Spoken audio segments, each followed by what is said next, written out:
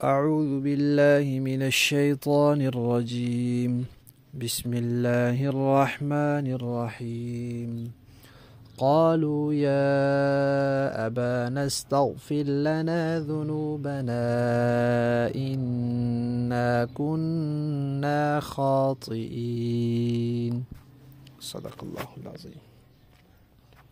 13واں پارہ سورہ یوسف آیت نمبر 97۔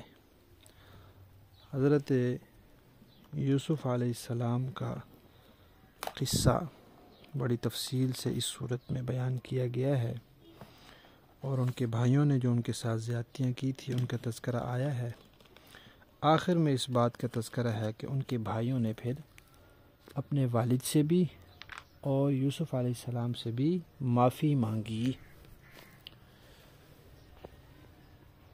معلوم ہوا کہ کسی شخص کی زبان سے یا اس کے ہاتھ سے کسی دوسرے کو کوئی تکلیف پہنچ جائے، اس کی کوئی حق تلفی ہو جائے، تو یہ بات لازم ہے کہ اس کا حق ادا کرے یا پھر اس سے معاف کرا لے، معافی مانگے۔ نبی کریم صلی اللہ علیہ وسلم کا ارشاد ہے کہ جس شخص کے ذمے کسی دوسرے کا کوئی مالی حق واجب ہو یا اس کو ہاتھ یا زبان سے کوئی تکلیف پہنچائی ہو تو اس کو چاہیے کہ آج ادا کر لے یا معافی مانگ لے۔ قیامت کے دن چونکہ کسی کے پاس دوسرے کا حق ادا کرنے کے لیے پیسہ تو نہیں ہوگا، اس لیے اس کے نیک اعمال مظلوم کو دے دیے جائیں گے، اور اگر نیک اعمال نہیں ہوں گے تو اس کے گناہ، مظلوم کے گناہ اس پر لاد دیے جائیں گے۔ اور ایک روایت میں ہے کہ نبی کریم صلی اللہ علیہ وسلم نے صحابہ سے پوچھا کہ نادار کون ہے، غریب کون ہے، تم کسے سمجھتے ہو کہ یہ فقیر ہے؟ صحابہ نے عرض کیا کہ نادار ہم اسے سمجھتے ہیں جس کے پاس نہ پیسہ ہو نہ کوئی سامان ہو۔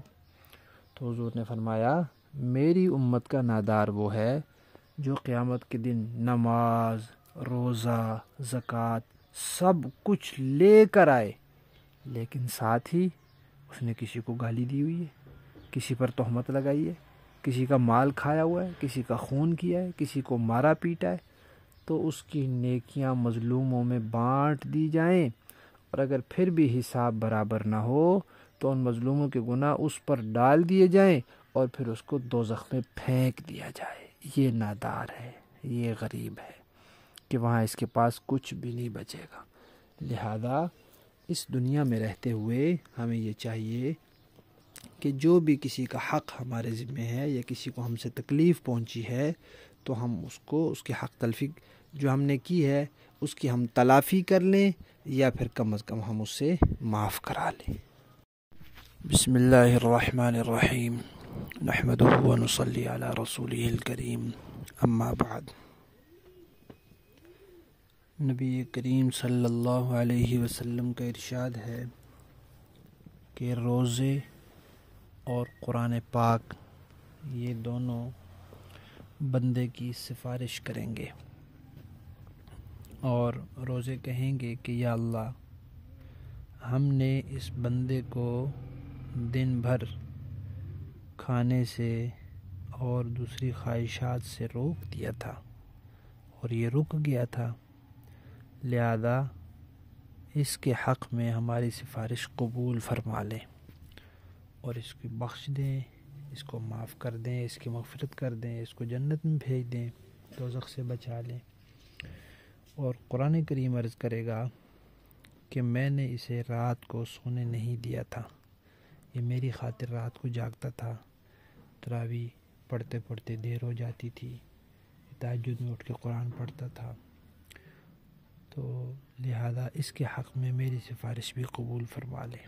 تو اللہ تعالیٰ روزے کی سفارش بھی قبول فرما لیں گے اور قرآن پاک کی سفارش بھی قبول فرما لیں گے، لیکن یہ سوچنا چاہیے کہ روزے اور قرآن پاک یہ سفارش کون سے بندے کے حق میں کریں گے؟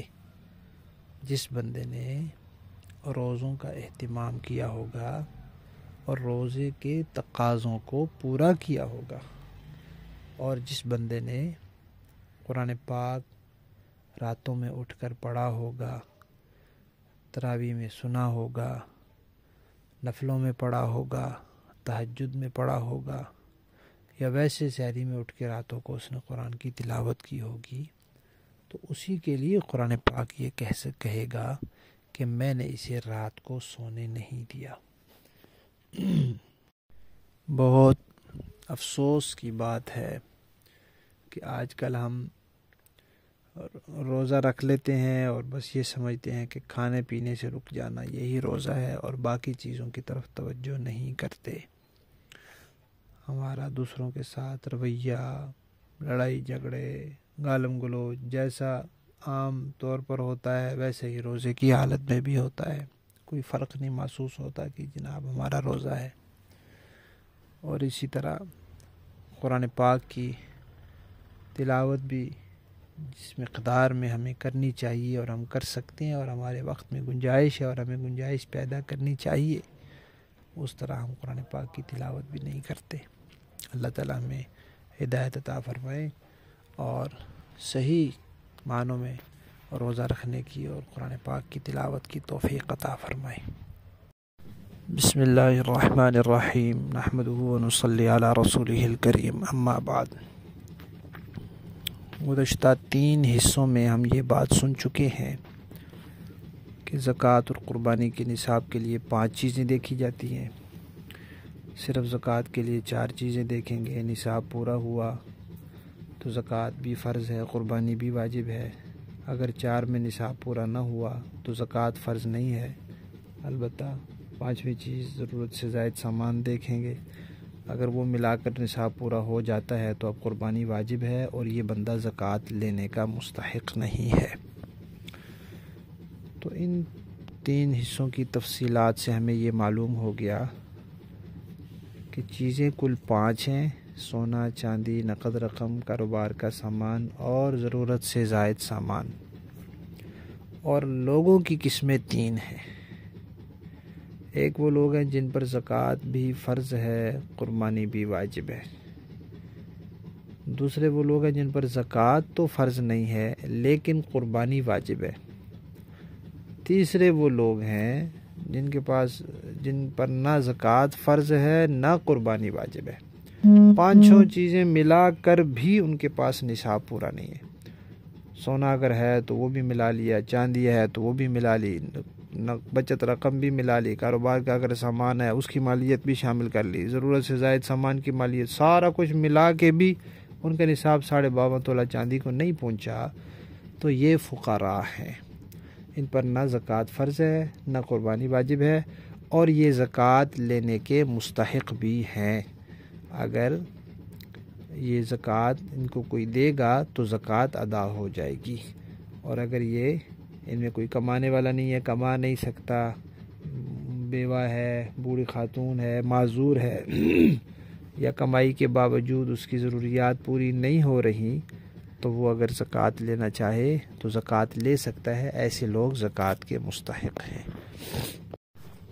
زکوٰۃ دینے والے بھی جب اس بات کی تحقیق کریں کہ زکوٰۃ کا مستحق کون ہے تو اس کا ضرورت سے زائد سامان بھی دیکھ لیا کریں، کیونکہ زکوٰۃ دینے والوں کے ذمہ 2 کام ہیں: ایک تو زکوٰۃ ادا کرنا، دوسرا مستحق کو ڈھونڈنا، یعنی چھان بین کرنا کہ جس کو میں زکوٰۃ دینا چاہ رہا ہوں یہ مستحق بھی ہے یا نہیں۔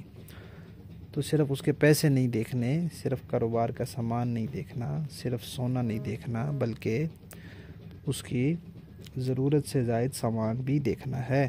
اگر وہ ملا کر نصاب پورا ہو جاتا ہے تو پھر یہ بندہ زکوٰۃ کا مستحق نہیں ہے۔ اگر ہم اسے زکوٰۃ دیں گے تو زکوٰۃ ادا نہیں ہوگی۔